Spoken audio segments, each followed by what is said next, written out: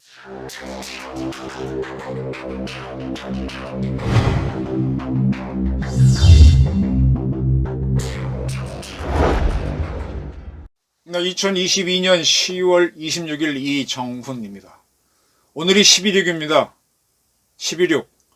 박정희 대통령이 돌아가신 지 43주년 되는 날입니다. 저는 박 대통령이 서거하던 날 청와대에서 가장 가까이 있는 학교가 경복고등학교입니다. 그 학교의 3학년 학생이었습니다. 그때는 대통령이 죽었다는 건 상상도 못한 일이고 발표도 안 했으니까 모르죠. 제가 고등학교 때 공부를 못해서 아무 상도 못 받게 됐습니다. 졸업은 다가오는데. 딱 하나 받을 수 있는 게 개근상이었어요. 근데 10월 27일이겠죠. 지금 생각해보면. 이맘때죠. 학교 앞에 도로에서 버스를 내려서 길을 건너가려고 하는데 그때는 고등학생들 굉장히 학교 일찍 갔습니다.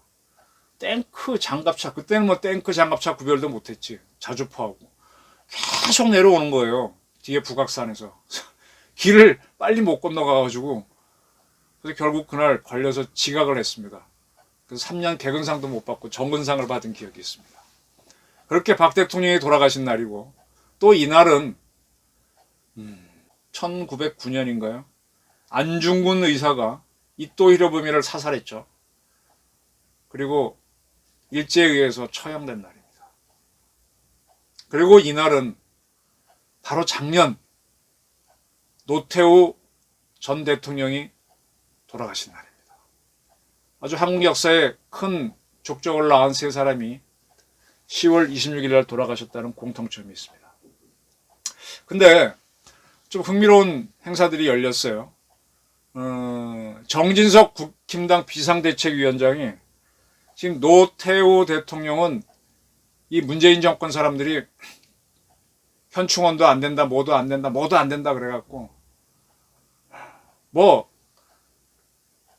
지난 지방선거 하기 전까지는 서울 경기 지역의 지방자치단체장은 전부 다 이재명을 비롯한 민주당이 있어야겠죠. 여기도 무덤 못 쓴다 그러면 못 쓰는 거죠.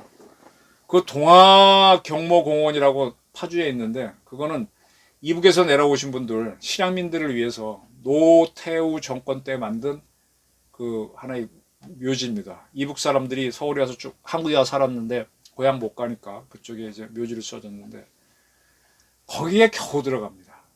그것도 다른 절에 한참 유해를 모셨다가 겨우 들어갑니다. 아주 추운 날 들어갔죠. 아니 법에 의해서 국가장을 해주고 아주 초라하게 했습니다. 그때 국가장 위원장으로서 갔던 사람이 누굽니까? 전해철 행정안전부 장관. 그래서 내가 상당히 전해철 씨를 지금 비판한 적이 많습니다. 근데 이러한 동화경모공원에 있는 노태우 대통령 그 산소에 정진석 비대위원장이 찾아가서 추모사를 했습니다. 그리고 상당히 노태우 대통령을 기렸습니다. 사실은 노무현 대통령은요, 노태우 대통령 자꾸 헷갈리네. 지금 여러 가지 각도에서 다시 평가해야 돼요. 지금이 6공화국인데 이 5년 단임제 대통령 이게 처음 시작된 게 바로 노 대통령입니다. 근데 이분은 독특하게 보통 사람들입니다 하고 이렇게 나왔고 사람이 잘생긴 얼굴에 순하게 생겼죠. 이러한 대통령이기 때문에 그는 군인 출신이지만은 직선제로 이제 6.29 선언에 의해서 당선된 첫 대통령이고 5공화국 잔재를 털 수 있어. 국민들이 원하는 대로 맞춰준 사람이죠.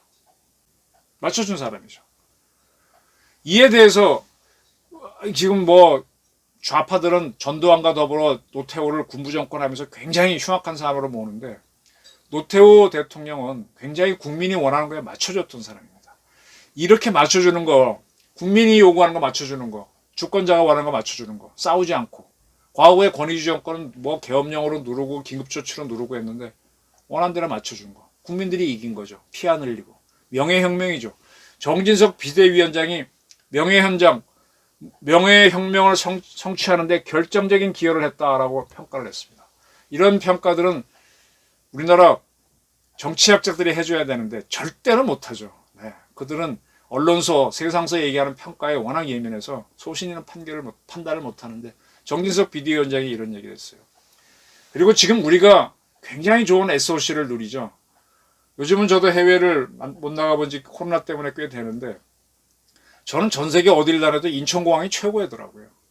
뭐 비슷한 모양으로 크기는 북경의 수도공항이 크긴 한데 더워. 그리고 짐 빨리 안 나와. 인천공항 누가 만들었습니까? 그리고 KTX 저도 좀 자주 타고 다녔지만 어떻게 보면 서울 여기 있다 보게 되면 지하철처럼 제 시간에 탁탁탁 와서 가거든요. KTX 누가 만들었습니까? 새만금 사업 누가 만들었습니까? 지금 대규모 토목공사는요 거의 노태우 정부 때 했습니다. 왜냐? 전두환 정권 때 시작돼서 우리가 무역 흑자를 만들면서 노태우 정권 때 돈이 쌓였거든. 노태우 정권 때 경제가 굉장히 좋았습니다. 올림픽도 치르고. 그리고 그때 북방 정책을 해갖고 북한을 이 비핵화 선언까지 한 게 문제긴 하지만 북한은 코너에 몰았었지 않습니까? 이거 국민들이 다 원하던 거잖아요. 또 주택 200만 보 건설을 그래서 지금 천당 밑에 분당이라고 하는 분당과 일산을 짓게 했고. 그리고 국민소득은 2배나 띄어 올리겠고. 근데 참 평가를 안 해요. 그리고 지금 뭐 광주에 대해서 민주화 운동 꼭 뭐 좌파들이 해준 것 같지만 천만의 말씀. 제가 몇 차례 방송했지만 민주화합 추진위원회를 만들어서 5.18 광주를 민주화 운동을 해준 건 노태우 대통령입니다. 그런데 5.18 세력들은 계속 노태우를 어떻게 우습게 보려고 하죠. 그리고 흥미로운 거는 이 노 대통령의 부인인 김옥숙 여사가 이제 그 추징금이 몇 천억 있었는데 그것도 냈어요. 그리고 그의 아들인 노재현 씨는 5.18 묘지 찾아가 참배도 했죠. 계속 국민들이 요구하는 걸 맞춰줍니다. 이거는 조금 다른 이야기인데 전두환 씨 가족은 추징금 내지 않고 있죠. 그러니까 전두환 씨는 돈을 많이 받았죠. 그걸 다 썼고 노태우 씨는 안 썼던 걸로 보여요. 그건 성격 차이인데 어쨌든 맞춰주는 사람이고 이런 노 대통령에 대해서는 참 평가를 안 해줘. 근데 어쨌든 대한민국에 이렇게 권위주역 정권에서 이제 문재인까지 등장할 수 있도록 대통령으로 그렇게 만들어준 게 노태우 대통령이다 하면서 평가를 했습니다. 그리고 이제 오늘 서울현충원에서 박정희 대통령 43주기 추도식이 열렸는데 여기에는 김문수 경제사회노동위원회 위원장이 등등이 정원 전 국무총리도 가고 강창희 전 국회의장 등등이 갔습니다.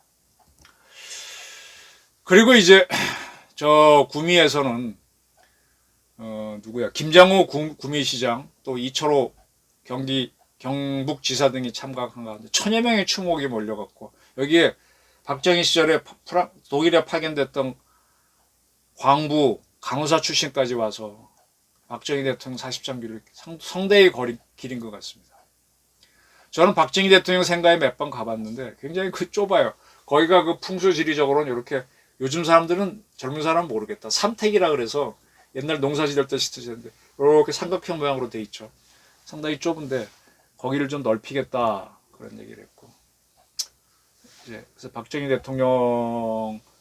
대통령은요